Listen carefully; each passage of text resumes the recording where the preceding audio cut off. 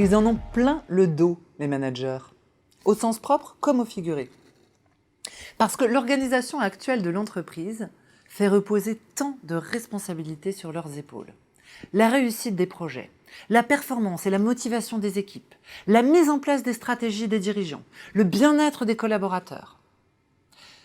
Le manager est devenu une sorte de zone tampon qui absorbe les remous et les séismes de la base, qui amortit les tempêtes et les orages du sommet, avec comme enjeu de faire tenir la pyramide debout, quoi qu'il en coûte.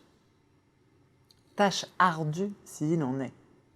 Et encore plus aujourd'hui, dans une entreprise libérée où il s'agit de manager par la confiance des collaborateurs qui souvent ne savent plus s'ils doivent obéir aveuglément ou manifester leur opinion propre à tout bout de champ.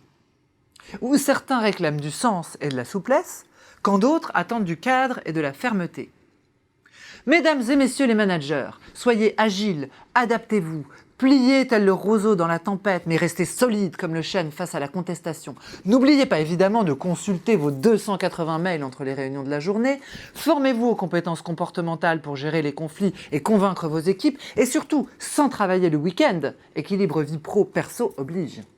Mais comment gérer un conflit dans une équipe ou trouver les mots pour recadrer un collaborateur quand on n'a plus d'espace disponible sur son disque dur personnel?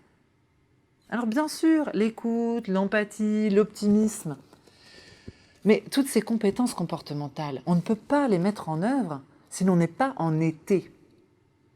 Quand on a l'élan, le temps et l'énergie. Quand la coupe est pleine, ce n'est tout bonnement pas possible de s'occuper des autres. Alors que diriez-vous de commencer par vous occuper de vous? Le premier pas vers l'autre est un pas vers soi, nous enseigne Thomas d'Ansembourg. Pour être disponible aux autres, il est nécessaire d'être en besoin en plein, c'est-à-dire d'être pleinement disponible, tous nos besoins étant nourris dans l'instant. D'où les vertus de l'auto-empathie, ou comment se donner de l'empathie à soi avant tout. Écouter et reconnaître ce qui se passe en soi avant de chercher à être utile et disponible pour les autres. Facile à dire, mais concrètement, comment ça marche?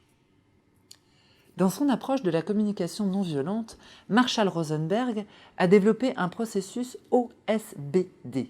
Observation, sentiment, besoin, demande.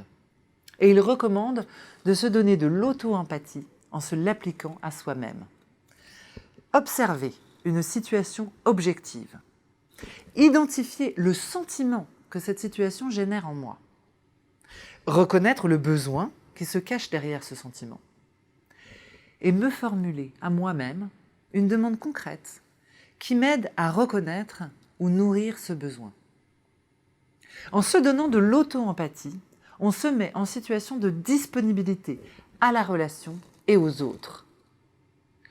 Tourner son regard vers soi, prendre un temps pour nourrir ses propres besoins, ça n'a rien d'égoïste ou de nombriliste. C'est au contraire une étape incontournable pour s'ouvrir à la relation aux autres. Alors, pourquoi s'en priver ?